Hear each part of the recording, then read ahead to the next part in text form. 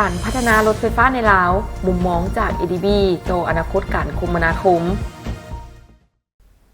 สนับสนุนข่าวโดยน้ำดื่มหัวเสือในวันที่ 10 เมษายน 2026 ผ่านมาที่สำนักงานธนาคารพัฒนาอาซีหรือ ADB ประจำลาวได้มีการจัดพิธีเปิดเผยผลรายงานเศรษฐกิจประจำปีท่ามกลางการเข้าร่วมของหลายภาคส่วนทั้งภาครัฐเซ็นกระทรวงการเงินกระทรวงอุตสาหกรรมและการค้าพร้อมด้วยตัวแทนจากภาคเอกชนและสื่อมวลชนบทรายงานในครั้งนี้บ่เพียงแต่นำเสนอภาพรวมของเศรษฐกิจอาซีแต่ยังได้สะท้อนสภาพและท่าเอียงของเศรษฐกิจสปป.ลาวอย่างชัดเจน ADB รายงานว่าในปี 2025 เศรษฐกิจลาวยังคงมีแรงขับเคลื่อนหลักมาจากภาคบริการโดยเฉพาะการท่องเที่ยวที่ฟื้นตัวกลับคืนสู่ระดับก่อนโควิด -19 ได้อย่างน่าพอใจพร้อมกันนั้นโครงการรถไฟลาวจีนยังคงมีบทบาทสำคัญในการเชื่อมโยงการเดินทางและการขนส่งสินค้าช่วยเสริมสร้างศักยภาพทางเศรษฐกิจในภาคพื้นที่แข็งแรงขึ้น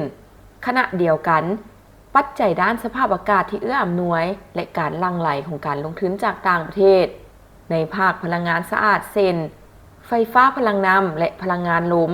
ก็ได้ช่วยผลักดันให้ภาคอุตสาหกรรมขยายตัวดีขึ้นและเสริมสร้างพื้นฐานให้กับการเติบโตในระยะยาวถ้าเอียงในอนาคต ADB คาดว่า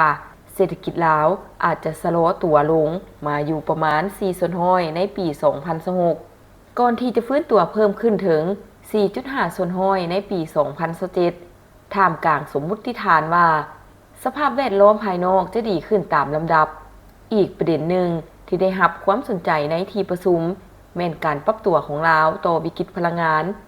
โดยเฉพาะการหันมาพิจารณานำใช้รถไฟฟ้าเพิ่มขึ้นผู้ต่างหน้า ADB ได้ให้ทัศนะว่า ADB แม่นบ่ได้ส่งเสริมโดยกงในการนำเข้าและนำใช้รถไฟฟ้าแต่จะเน้นใส่การวางรากฐานที่จำเป็นเพื่อรองรับอนาคตด้านนี้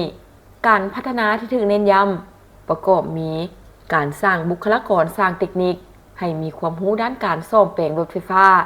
ผ่านสถาบันอาชีวศึกษาควบคุมกับการศึกษาแนวทางดัดแปลงรถเก่า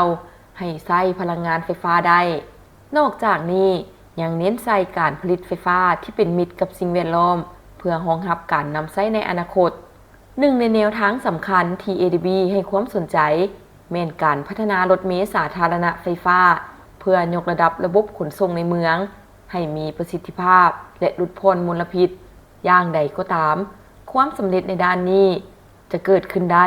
ต้องอาศัยการร่วมมือจากประชาชนในการหันมาใช้บริการขนส่งสาธารณะหลายขึ้นในท้ายที่สุด ADB ยังเน้นว่าในสภาพที่โลกกำลังเผชิญกับวิกฤตน้ำมันการหันมานำใช้พาหนะไฟฟ้าแม่นเป็นทางเลือกที่น่าสนใจแต่การดำเนินการต้องมีแผนการที่ชัดเจนและยืนยง